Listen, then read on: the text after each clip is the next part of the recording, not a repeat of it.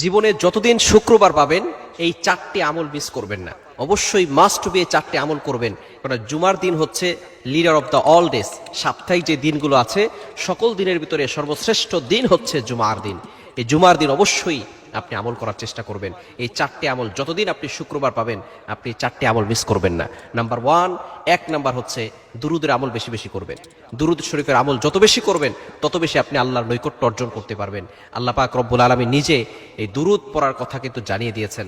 আল্লাহ পাক রব্বুল আলামিন বলছেন, ইয়া আইয়ুহাল্লাযীনা আমানু ওয়া ইউ হ্যাভ বিলিভার্স, ঈমানদারগণ, সাল্লু আলাইহি ওয়া সাল্লিমু তাসলিমা।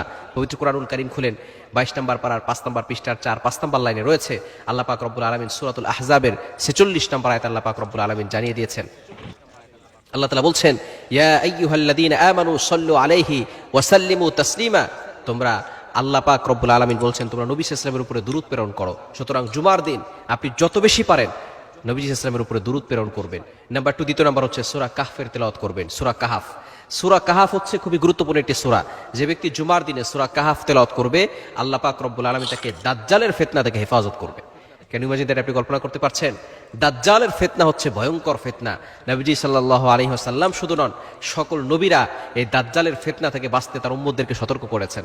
আমাদের নবীজি সাল্লাল্লাহু আলাইহি ওয়াসাল্লাম নিজে কিছু সতর্কবার্তা দিয়েছেন।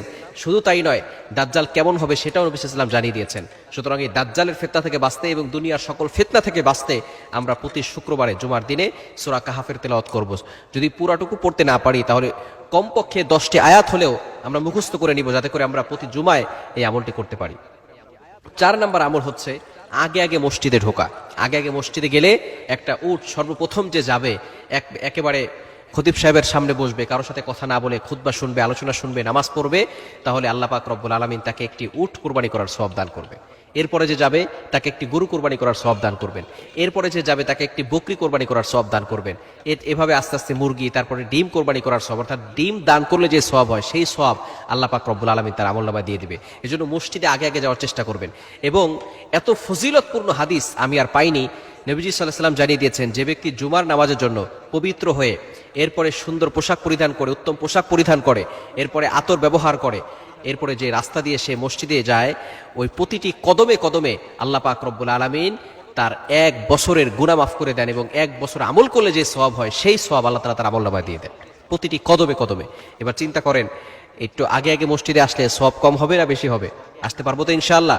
আল্লাহ তাআলা আমাদের সকলকে তাড়াতাড়ি মসজিদে আসার তৌফিক দান করেন। এবং 4 নাম্বার হচ্ছে দোয়া করা। জুমার দিন দোয়া বেশি বেশি করবেন। কিছু কিছু সময় আছে যে সময় দোয়া করলে দোয়া কবুল হয়, বিশেষ করে জুমার নামাজের পরে। এরপরে খুতবা, 2 খুতবার মাঝখানে যখন বসে ওই সময়টা, খতিব সাহেব যখন বসবে ওই সময়টা দোয়া করবেন। বিশেষ করে ইমাম আবু হানিফা রাহমাতুল্লাহি আলাইহির বিশুদ্ধ মত হচ্ছে জুমার দিন আসরের নামাজের পরে মাগরিবের পূর্বে দোয়া করলে দোয়া কবুল হয়। এই সময়টা বেশি বেশি দোয়া করার চেষ্টা করবেন, অবশ্যই আপনার দোয়া কবুল হবে।